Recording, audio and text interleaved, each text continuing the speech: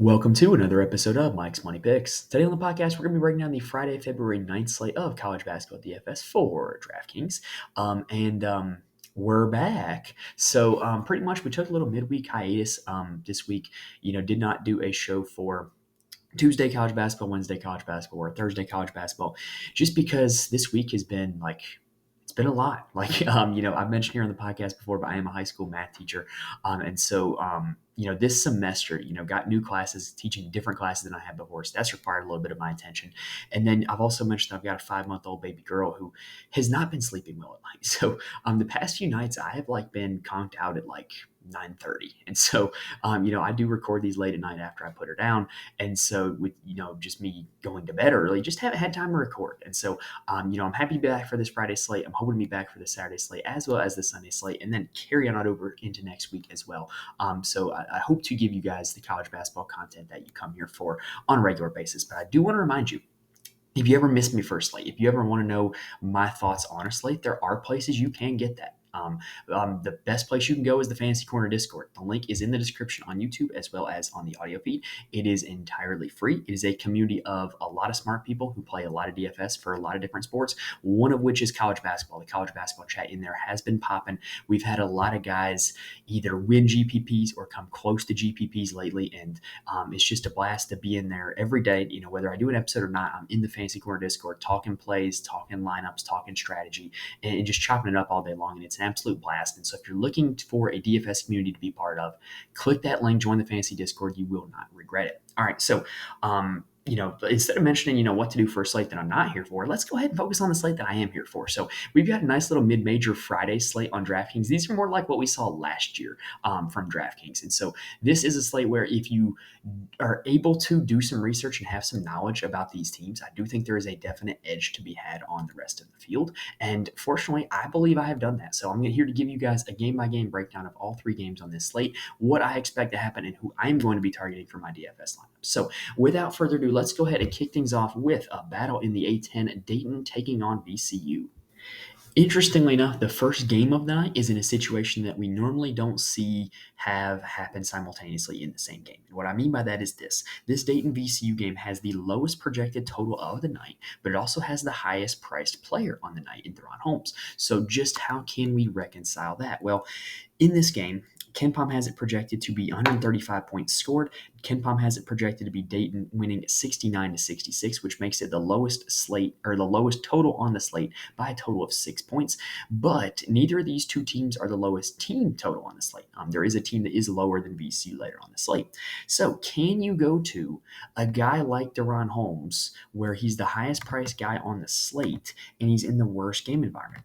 I think the answer is yes. So if you watched last week, then I will spare you my two-minute affinity for Dayton rant again. But this Dayton Flyers team is good. They're good on both ends of the ball. Deron Holmes is good. He's going to play in the NBA. He is an NBA caliber player, and you need to start paying attention to this team and this player if you have not already, because this is a team that is going to be in the NCAA tournament, and they're going to have a chance to bust some brackets once they get there, because not a whole lot of teams are built to play with this Dayton team.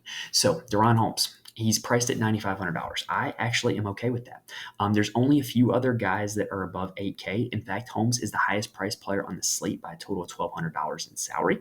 But Holmes brings a ceiling that no one else on the slate does.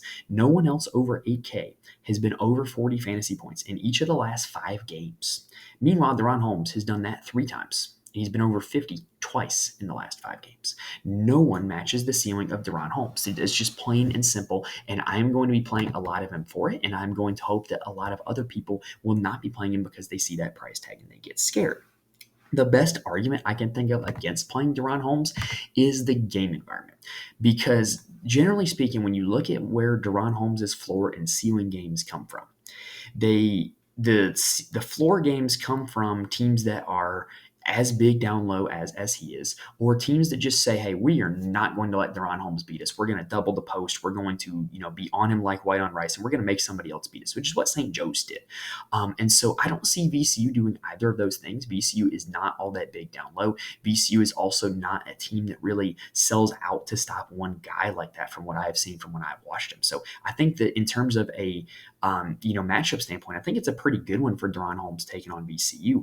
The only argument I can think of against him is the game environment, right? Like, with this being a low total, 135 points, that might even be generous because these teams played 3 times last year, twice in the regular season and then in the A10 championship game in March. And none of those 3 games topped 125 points scored. When these two teams play, it sets offensive basketball back by about 50 years. Like, I'm talking, break out the Chuck Taylors, put the ball back in the peach basket. Like, it's, put it in black and white. Like, offensive basketball does not look good when these two teams tend to play each other because they're generally so good defensively. Well, I don't think it really matters for Holmes. In the ACC title game, or ACC, in the A10 championship game last season, Deron Holmes put up 28 and 17 with 5 blocks against this VCU team in a game environment that didn't see 125 points scored. So the game environment does not matter for Deron Holmes. Nothing really matters for Deron Holmes. I think he is the top player on the slate, and I will be playing him in a lot of lineups. Now, if you want to kind of hedge on Deron Holmes, the other 2 games last year against VCU were dominated by Toumani Camara, now on the Portland Trailblazers. And Nate Santos is not Toumani Camara, but he is occupying that second forward role for Dayton. And when you look at his game log, in the games where Holmes has not been all that great, Santos has been, because what happened in that St. Joe's game was they were just staying all over Holmes, and they were just kind of letting Santos get all these basket cuts off of the spacing that was created, and he really made it work. He was 8 for 12 from the field, put up 37 fantasy points, and I think that Santos is the natural pivot away from Holmes. If you're not going to play Holmes, I do think you're going to want to either fade this game altogether or play Nate Santos. Now, the Dayton guards, I got to be real honest with. I don't like the pricing on all 4 of them. Kobe Elvis, Javon Bennett, Enoch Cheeks, and Kobe Brea. They're all 4 good players, but they're all 4 overpriced. If you look at Kobe Elvis, he probably has the highest ceiling of any of them. He is second on the team in usage rate on the season. He generally is second in shot attempts behind Holmes. If he's not second, he's generally third. Maybe Nate Santos edges him out. And he's shown the highest ceiling of all these Dayton guards, like he did when he put up 39 fantasy points against St. Joe's, like he did when he put up 37 fantasy points against Cincinnati. But the problem is, for this salary of $6,600, which is way too expensive in my opinion, he's only hit 4x value once since New Year's, and it was that game against St. Joe's. So is the potential there? Yes. Is it very likely that Elvis is going to be in the winning lineup at the end of the night? Probably not. Javon Bennett is probably the most likely stacking partner with Deron Holmes. The reason why is because his assist rate is the highest. He is more often involved in ball screens with Deron Holmes than any other player. And also, when teams double Holmes, you kind of have to leave one shooter open. And what a lot of teams have done is they've made that shooter that they leave open Javon Bennett. So you could actually see some assists from Bennett to Holmes and from Holmes to Bennett if Bennett is the one that teams are choosing to double off of. So I think Bennett is probably the guard who's naturally the most correlated with Deron Holmes. Enoch Cheeks is a really solid defensive-oriented athletic guard, and I like him a lot as a player. He was great at Robert Morris. He put up like 15 and 5 at Robert Morris when he was there, but he hasn't really seen that statistical output at Dayton because of the usage of Holmes. And if he were 4,800, not 5,800, I'd be all over him. But 5,800, that's a pretty high salary that he's going to have to clear for a guy that doesn't take a lot of shots. Speaking of shots, Kobe Brea is statistically the most efficient three-point shooter in the nation. And the downside is he's very shot dependent. If his three-point shot's falling, he can give you a good fantasy game. If it's not falling, he's pretty much useless. So I think he's a kind of a high upside GPP play, but I'd like him a lot more if he were 4,700, not 5,700. Isaac Jack is the direct backup to Deron Holmes. If you really want to hedge on Deron Holmes, you can play Isaac Jack and hope that if Holmes gets in foul trouble, they do end up playing Isaac Jack. But I don't think that's a likely scenario. I think that's nothing more than a game theory play. Now, on the VCU side, they're a tough team to pin down. So Max Shulga, the transfer from Utah State with Coach Ryan Odom, has been their best player like rain, sleet, or shine throughout the entire season. He's had a very consistent 22% usage rate and 22% shot rate on the season. He's a very consistent fantasy scorer. He's put up 29 fantasy points in the last 4 games. I think he's your cash game guy in this price range. I think he is likely to put up in that range of about 28 to 32 fantasy points, which is what he typically gets. Now, the downside is like, I capped that at 32 because guys don't generally have ceiling games against this Dayton team. They're top 60 in defensive efficiency. They're one of the slowest teams in the nation. So it's going to be hard for Max Shulga to really have a ceiling game against Dayton. Sean Bairstow, missed 2 games in the last 2 weeks, and he ended up coming back against Fordham. He came off the bench and played 26 minutes, which is close to his normal minute total, and he put up 24 fantasy points in that game. Kind of the same issue Shoga has. He is a solid player. He's a good player, solid usage rates, but it's hard for him to have a ceiling game against Dayton. I would probably be more likely to play Bairstow in tournaments than Shoga because Bairstow is a better rebounder. And if this Dayton team does have one weakness, it is offensive rebounding. Now, a guy who will not make my player pool is Zeb Jackson of VCU. Nothing against Zeb Jackson. I think he's a fine player, but if you look at his splits, he is very much not the same player when Sean Bairstow is in the lineup. In fact, if you look at his game log, his two best games like since conference play started were the 2 games that Sean Bairstow missed against St. Bonaventure and Richmond. And Bairstow came back against Fordham, and Zeb Jackson went right back to putting up 18 fantasy points. So Jackson is just a hard pass for me if Bairstow is in the lineup. Now, a guy that I do think has a little bit of upside is Joe Bamisil. He does have their highest usage rate on the season, and he does have the highest shot rate out of anybody for VCU on the season.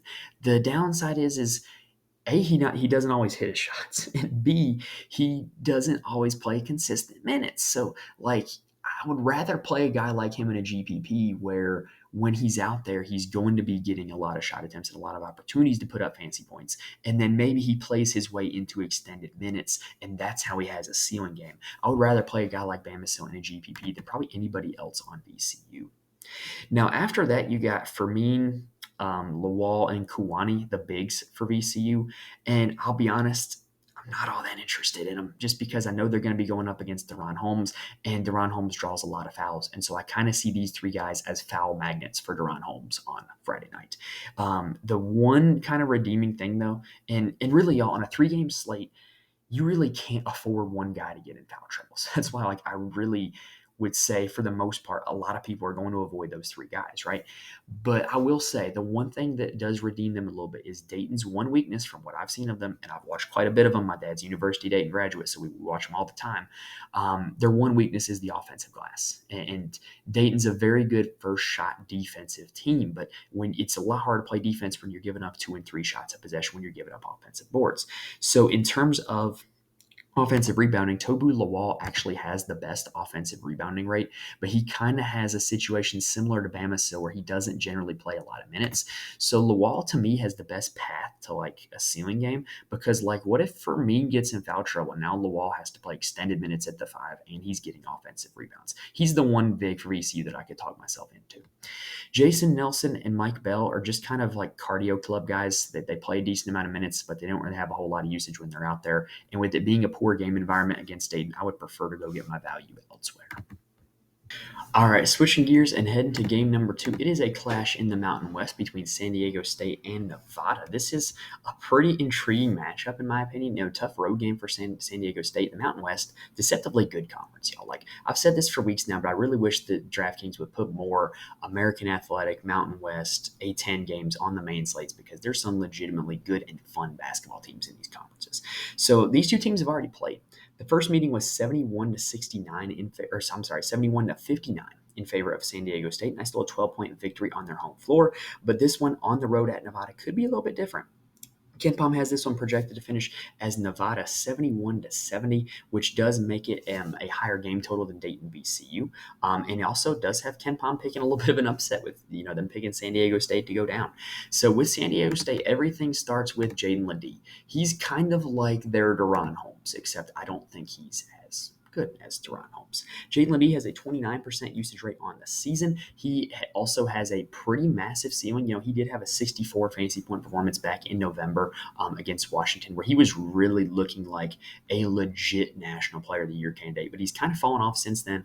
He has not put up more than 33 fantasy points in a game in their last 5, and so, the upside we know is there. The shot attempts we know are there. And I do kind of like him. I would rather play Deron Holmes between the 2 of them, but I do think you can play both of them together because I think both of them have more upside than anyone else on the rest of the slate.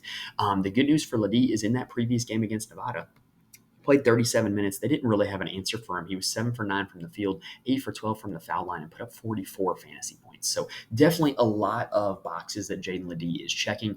And, price tag of $8,100 is pretty reasonable. If I was not going to play Deron Holmes, I would make it an emphasis to get Jaden Ledee into my lineups. Now, after that, they're guards, man. They're good players, but they're tough to figure out in fantasy. It's a really frustrating situation. But the weird thing is like they're priced better than the Dayton guards. Like they're very similar resumes in terms of the usage, in terms of the fantasy point totals than the 4 Dayton guys, but they're priced a little cheaper. So like I think it'll be natural to go to more of these San Diego State guys than the Dayton guys when in pretty similar situations where you've got one dominant big and 4 guards that play off of them, like why not go with the guards that are cheaper, right? So let's go ahead and break them down. Lamont Butler does lead these guards in usage, generally speaking. He has led the San Diego State guards in usage in 3 of the last 4 games. And over the course of the season, he does have the highest usage and shot rate of all the San Diego State guards. In their last game against Nevada, he put up 23.5 fantasy points, which is all right. And he does have a legitimate ceiling. He's had a 42 and a 35 in his last 4 games. Micah Parrish puts up the best peripheral stats out of all of the San Diego State guards. He generally has the best rebounding rates as well as assist rates, but he doesn't play all 40 minutes. He doesn't generally take a ton of shots. He has games where he does, but it's not something that generally happens. Only 18 fantasy points against Nevada the first time for Micah Parrish. If you think that this game is going to shoot out and turn into like an 83-80 type of game, that's when I would be interested in Micah Parrish because of those peripheral numbers. Also, don't count out Reese Waters. There's nothing else remarkable about him, in my opinion, other than the fact that the last time they played Nevada, he had the highest of the lot. He had 25 fantasy points, which was more than the rest of the San Diego State guards. And he did play 33 minutes in that game, which was pretty high for him. And he did take 10 shots in that game, which was high for him, but he only hit 3 of them. So potential for more even from Reese Waters from that perspective. And then Darion Trammell is kind of like, he to me is kind of like the wild card of their guards. He's kind of a bucket getter, and that's kind of what he does. But his minutes can oscillate, his shot attempts and his shot percentage can really oscillate. So he's more of a GPP play, in my opinion, than the other 3 San Diego State guards. Now, after that, you have for San Diego State a pretty short rotation because there's 5 right there. Jay Powell and Elijah Saunders will alternate minutes at the 4 spot, and they split minutes quite a bit. And every now and then, one of them will have a ceiling, like 2 games ago when Jay Powell put up 31 fantasy points. Or when you look at Elijah Saunders' game log, he did put up a 21 against Wyoming a few games ago. So the potential is there for one of these 2 guys, especially if you want to fade Jaden Ledee. Like one of these 2 would have to see boosted minutes, but I don't know. I'm just not all sold on either of them. And then Miles Byrd is a guy that's been playing more and more off the bench for San Diego State, but I'm not seeing the upside there, and I'd rather play other 4K value plays. Now, on the Nevada side, they're an interesting group. They played their last game without Tillin Pope, and if he continues to miss, I do think you will see boosted minutes for Nick Davidson as well as Daniel Foster. Those are the 2 guys who saw their normal minute totals increase on the 1 game without Pope. Granted, that's a 1-game sample size, but I do think there's a possibility that trend continues. Nick Davidson, got to talk about him. In back-to-back games, he has had ceiling performances, 42 and 44 fantasy points against San Jose State and Utah State. So, question is, can you go back to him? Well, it's a matter of, do you think that this is going to continue, and how do you adjust that for the matchup? So Nick Davidson has had a 19.5% usage rate on the season. In those last 2 games, he's averaged about 27%. So it's not like out of nowhere, but it's definitely not in accordance with what he's done the rest of the season. But even if you think the trend is going to continue with that same usage and with his same shot attempts and performance, the matchup against San Diego State is pretty tough. And so how do you dock that into it? Well, if he gets just 80% of what he had, that'd be about 33 fantasy points. So I don't know. I could kind of see it. I could kind of see the argument for playing him. I probably won't get there. I would rather pay up to Jaden Ledee, but I don't think it's a terrible spot for Nick Davidson, and I don't think he's unreasonably priced considering what he's done in the last 2 games. Keenan Blackshear is, if Micah Parrish is the guy that you want in a game stack on the San Diego State side, Keenan Blackshear is the guy you want in the game stack on the Nevada side. He has incredible peripheral stat rates, averages almost 5 rebounds and assists per games. And he is a 30% usage guy on the season. In the last game against Utah State, he had 40% usage rate. So he's a guy who can have these spike games, and he puts up a ton of peripheral stats. He's just got a ton of different ways to get value in terms of fantasy scoring perspective. I think he's a great cash game play, and I think he does have the upside to play in tournaments as well. Jared Lucas is the AJ Storr of the Mountain West, and you've probably heard my rant on AJ Storr for quite a few times now. He's a good scorer, will generally score a lot of points, but he doesn't do a whole lot else outside of scoring, which really limits him from a fantasy ceiling perspective. And so when you look at Jared Lucas, his ceiling games either come from going absolutely bananas from the field or from putting up a ton of peripheral stats. And I don't see either of those happening against the San Diego State team that is going to play good defense and going to slow the game down. Less possessions, less peripheral stats. Trey Coleman and KJ Himes have kind of been second fiddle to Nick Davidson in recent games. So if you're strategically fading Nick Davidson, you can kind of go to one of those two guys, I think. Tyler Rollison and Hunter McIntosh are two value plays that I actually can kind of get behind. They've been playing legitimate minutes. They've been taking legitimate shots, and they're legitimate options here down here at 4,400 for Rollison, and then Hunter McIntosh is down here at 3,600. I think you can legitimately go to those two guys. I believe I misspoke. The two guys I am talking about are Rollison and Hunter McIntosh. That they're guys that come off the bench that are playing legitimate minutes, taking legitimate shots, and at reasonable price tags. I would be going to them at that price tag. Daniel Foster is another guy who is playing legitimate minutes. He saw his minutes go up a little bit with the injury to Tillman Pope, and he's another guy that I will play at $4,200.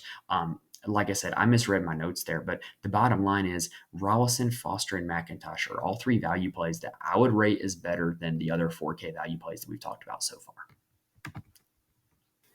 The last game of the night is another tilt in the Mountain West between San Jose State and Colorado State. I have tried my absolute hardest on this slate to not get confused between San Diego State and San Jose State. I know I've done that on podcast in the past, but this one is the Spartans taking on the Rams, and this is one of the weirder game environments to target on the slate, but I actually think the players to target is a little more clear of a picture than some of the others. So here's what I mean by that. KenPom has this game projected to be 81-64 in favor of Colorado State. That makes this game the highest game total on the slate by 4 points over San Diego State and Nevada. And it makes Colorado State the highest team total on the slate at 81 by 10 points over Nevada. And it makes it makes San Jose State the lowest team total on the slate by 2 points lower than VCU. Oh, we got all that. So we've got the highest team total on the slate taking on the lowest team total on the slate. And so how can we target that? Well, it means there's massive blowout potential here. And for San Jose State, it makes sense. They've gotten blown out in pretty much all of their recent games. They have not topped 65 points in their last 4 games. And they've just really struggled offensively. Now, if they're going to get it back offensively, though, it's going to be on the heels of their 2 guards. Myron Amy is their guy.